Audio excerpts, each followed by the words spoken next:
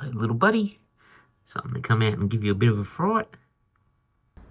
Alright, well, it has been a while in between videos again, and I've been doing spring clean out. Now, one of the things that I've done is tidy up the shed behind me. Now, funnily enough, the #1 video I've got on my channel is about this easy shed. Would never have believed it when I filmed the video a couple of years ago. Seems to be a lot of people are interested in these things, how they go together, what the build process is like, what the build quality is like. And I thought, well, it's probably time to revisit the quality aspect of this shed and give some of my feedback and thoughts for people that are interested. So as you can see, here it is behind me.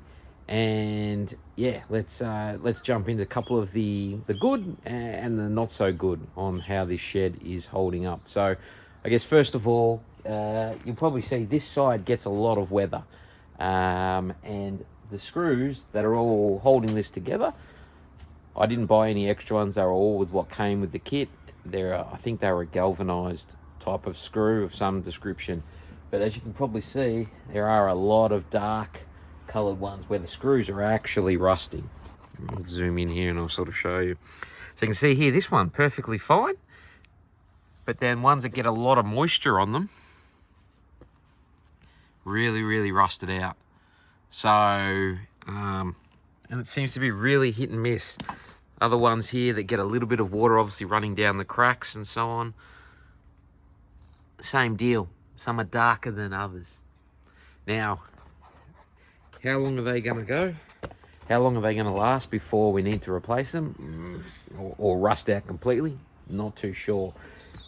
This shed's held down on the ground with about it's about six screws directly into the concrete. Now, we get a lot of big strong winds that come through here occasionally, and this thing is solid as a rock. It is not moving at all. No way that thing's going off the ground. So the mounting brackets are just L-shaped bits of metal that I've screwed in, dyno bolted to the floor. Nothing gone wrong with that. All right, we'll jump around and I'll take you to the door, which is where the next lot of issues are.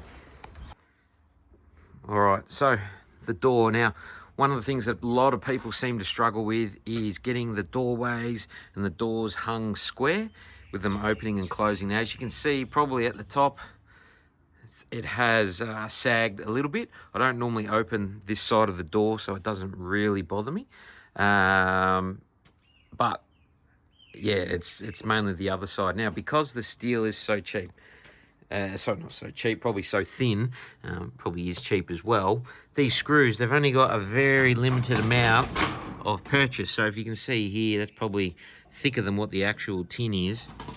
If I open this thing up here, there's not much. There you go. So you can see there's not much for the screw to hold on to. So as you can see there's only a 1.5 turn. So what's happening is if you open them, these screws, they wiggle and then they fall out. So as you can see here, one missing. I think I've got another one missing down low somewhere as well. But the main part obviously is here on the locking mechanism. These things have pulled out multiple times, so I just keep putting in new ones in the meantime, just to keep it there. So yeah, that's probably one of the only other negatives from this shed's perspective. One of the other things, I guess, with sheds and rattling and the wind, does this thing make any noise? Now, because I've got the doors fairly tight, this thing makes no noise when it's windy. I can't hear it at all. Even if I'm out here in the yard working and it's blowing, it's silent. So I guess as long as everything's locked down tight, don't get any noise. The roof, like I said, it's rock solid. There's no wiggle, there's no play, so it's not flexing too much and not making any noise. So if you're worried about that sort of noise or banging and rattling, absolutely nothing. A couple of the other, I guess, things that I probably would want to put into the shed. Putting into the shed would be, I guess, some magnetic fixtures across the back. If I can't put magnetics, I am going to have to put bolts just so I can get some stuff up off the floor, like my whippersnipper and things like that. It's just going to make things a lot easier to work or to get things off the ground and give me a bit more floor space back. Down here is obviously, as well as you can see, the screws have popped out. Just with opening and closing the door, the screws have actually separated from the bracing side of things. They're just sort of flopping around in the breeze. Does it really bother me? No, but it is there. It is noticeable. Now, from an inside perspective, absolutely no water leaks in here at all. Been perfectly fine with that. Obviously, it's a typical garden shed. I've got mess everywhere. I did have a big cleanup. It's looking a lot better than what it was. But everything is rock solid in here. Some of the screws, obviously, you can't quite see. They are quite rusty from there, depending on how much water that they get.